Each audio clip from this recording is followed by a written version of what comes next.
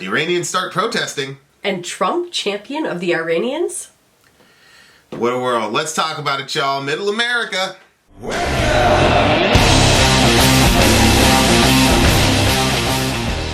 Well... What has happened now? Well, okay, so here's what happened.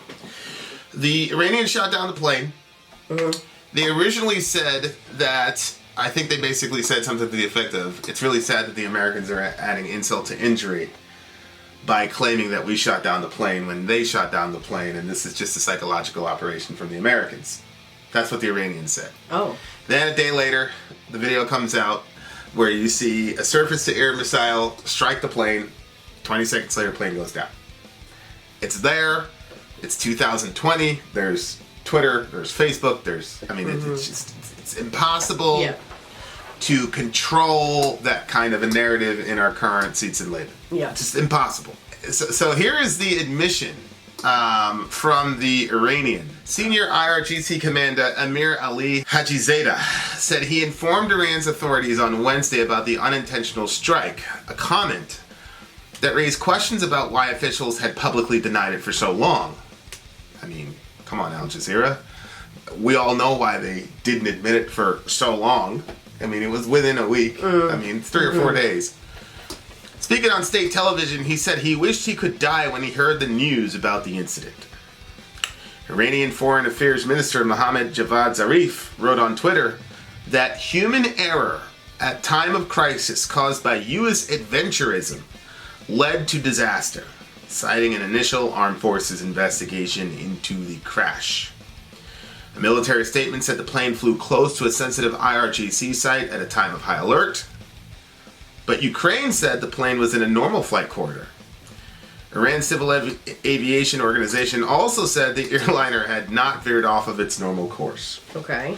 So the Iranians basically said, we shot it down, but it made a turn toward one of our military outposts, and so that's why we shot it down. And the Ukrainians are like, no, that's not what happened. And even the Iranian aviation authority said, no, that's not what happened.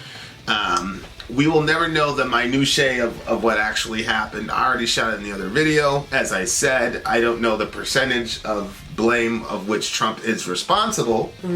But when you are a superpower that has 35 military bases surrounding a country, and then you threaten them that you're going to hit 52 of them, then things like these things happen. Now, this actually says something. This is actually, I think, the first time in my conscious life that the Iranian government has ever admitted to the Iranians that they did something wrong. Oh, really? Right. Oh. Which says to me that the Iranians realize that their power is waning in light of what just happened to Soleimani. Oh, yeah. Okay. I think it's clear that they realize that they cannot have all this unrest. Again, NATO was shot during, and NATO is not the only one, but NATO is the one that sticks out in my mind. The protester who got killed in front of her father. That all happened during the Obama administration, the Arab Spring, and there was really nothing much that Obama commented or said or did anything. Right. I think the Iranians right now do not know how to relate to Donald Trump. And they don't know, the Iranian government realizes that the old school way of saying, hey, we're the government, we have power, you have no power, shut up or we'll kill you, it is not going to work in 2020. Yep. So I really, on the one hand, you say kudos, good job, anytime you admit your error, that's a good thing.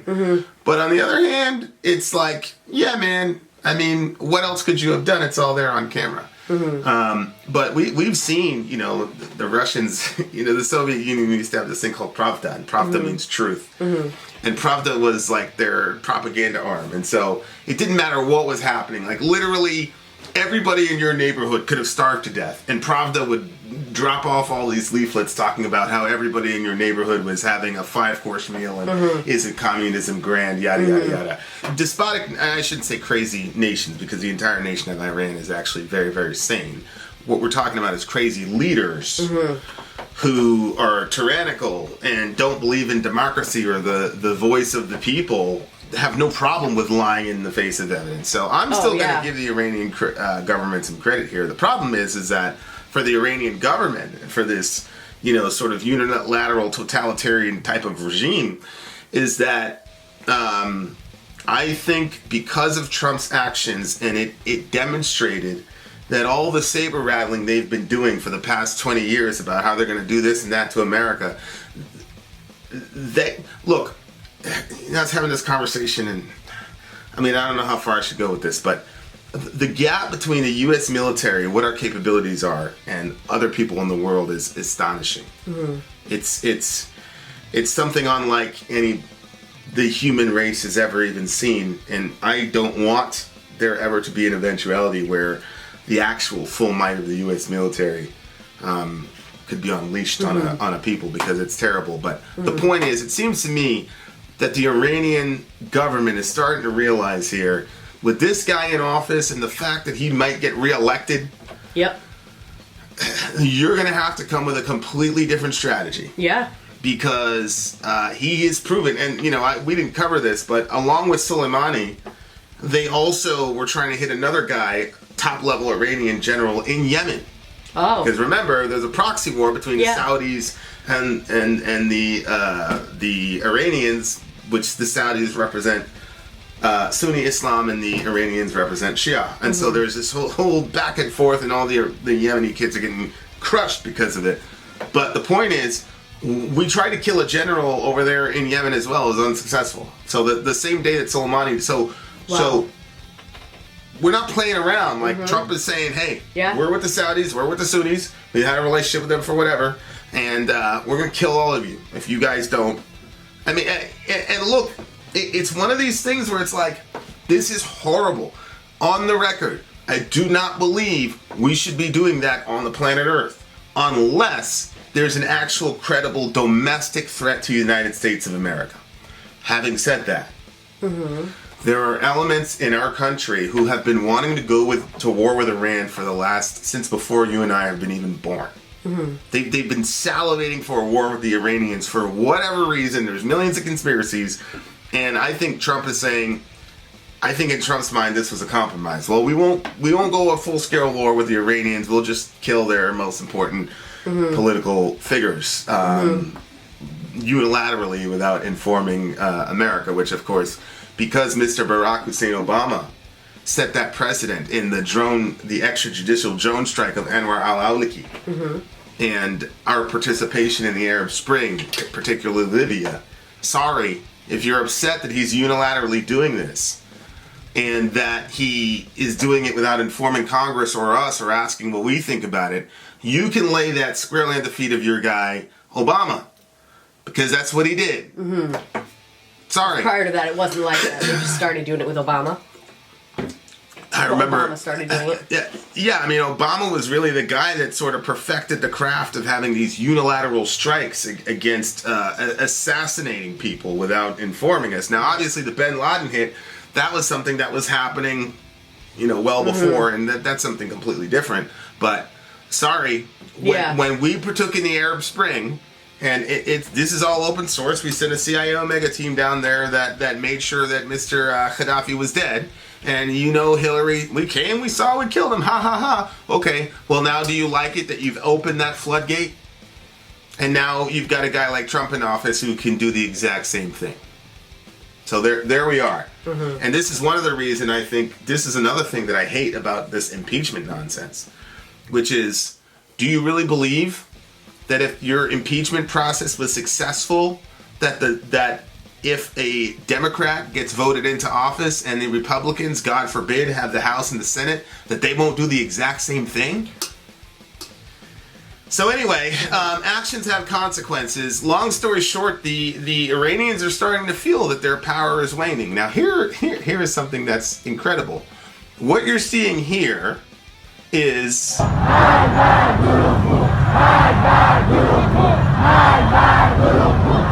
crowds chanting "Death to the liars." These are Iranian citizens taking to the streets, ladies and gentlemen. So after the Iranians admitted, hey, we shot down the plane, the majority of 87 plus who died were Iranians. The Iranian citizenry took to the streets and called for the leadership in Iran to step down. So when they're saying death to the liars, they're talking not about us. They're talking about their government. Why are they calling them liars? But Because they initially said that it was we shot it down and it was American psyops, and then the video was there. Yep. And so now they're saying death to the liars, and they're on the street saying this stuff. Wow. And so far, nobody has gotten the NADA treatment. So this just shows, in my mind, that the Iranian government is weakening, and I don't think they know what to do. Because now the entire world is watching them because of the Soleimani hit. And, because of Trump having to justify the hit, all of Soleimani's sins have come back to the fore. So he's a bad guy. Yeah. And then they go and shoot down their own airliner, kill a bunch of people, including Canadians and Ukrainians. And now you got people protesting in the street. You can't mow these people down now. The whole world's watching them. Oh, yeah. 3 weeks ago, sure, everybody's worried about impeachment. Now everybody's worried about foreign policy. You can't do that. So I think Iran, the Iranian government, realizes that they're in a bunch of trouble. You see this picture here. Some of these ladies are doing their damnedest to try to cover their faces. You see, because of the fact that they don't trust that their government won't shoot them dead. I had a person tell me, Soleimani was beloved by the Iranians. Stop it. Soleimani was not universally beloved by the Iranians. The Iranians are not a monolith, just like we're not a monolith. If somebody were to say, Donald Trump is not loved by the Americans, well, it depends. Which Americans are you talking about? It's the same thing with Soleimani. So now you've got these people hitting the street, and then, of course, in comes Donald J. Trump. Oh, no. Riding on his steed. This guy, look, it's like I told Gershok on the show yesterday at the fireside yesterday. I said either Trump is the luckiest bastard on the face of the earth, or he's extremely calculating, because he just keeps stepping into these situations that end up benefiting him. Or you could say a third option would be Trump doesn't have a very forward-looking ideology, but what Trump is a master of is capitalizing on an opportunity. So continue to say that Trump is an idiot and he's a moron and all the rest of it, but here's Mr. Trump in Farsi, by the way. This is in Farsi. This is the Persian language. So this is what he says. And good old Sheikh Google, radiallahu anhu, translated this for us. So here is what he actually said to those people. To the brave and suffering Iranian people, I have stood with you since the beginning of my presidency, and my government will continue to stand with you. We are following your protests closely. Your courage is inspiring. So there he is, coming in on his steed, because he loves him some Iranians. He's been standing with them since the beginning. Here's Heshmat Alavi. Thank you, Mr. President of the Iranian people today. Huh? Well, I mean, it's in Farsi. English is not his first language. Once again, proving that they hate this regime, the Revolutionary Guards, and in particular, Qasem Soleimani. So this guy is. I checked out his Twitter. He's a pro-Trump Iranian guy. So I mean, you take what he says with a grain of salt, right? Like, wow, I don't. That's still pretty. I don't know enough about Iran to be able to comment on how many people this guy represents. Like I said, I don't believe the Iranians are dumb people. But I do think there's such a thing as the enemy of my enemy is my friend. And if you look at that picture, you don't see a lot of octogenarians in that picture or a lot of gray heads in that picture. It's a bunch of young people who do not want part of that regime. They don't want to live under that oppressive, especially now. I mean, we've got Iranian friends in our channel. So now the internet's it's showing these people the life they could have. And they don't want this stuff. And so you got all Nada, of course, was very young. So like you got all these young people, man, and they don't want any parts of it. Then here comes Trump on Twitter using the medium that these same people use. And he's communicating with them. Now this is not good news to me, because when he talks about, I want to know exactly what he means when he says that we will continue to stand with you. Does that mean you're going to ship more jawbreaker teams and Green Berets down there to foment revolution and start up another Arab Spring, Mr. Trump? Or are you going to send in some CAG guys to do some black ops and create more unrest in the area and give these people an excuse to fight and kill each other? I don't think it means that Trump is going to send conventional military over there to overthrow the Ayatollah. I don't think that's going to happen. But I don't know what this means. Yeah. And given the track record, I keep saying in video after video, these guys in the Democrat and Republican Party, all they're doing is continuously handing the baton off to each other. So you had the Iraq War. Mr. Obama was very critical of the Iraq War, but guess what? He had 8 years and we still had boots on the ground in Iraq. And then he hands off the baton, and we still have boots on the ground in Iraq, even though the Iraqis told Mr. Trump that they didn't want any parts of it. Yep. So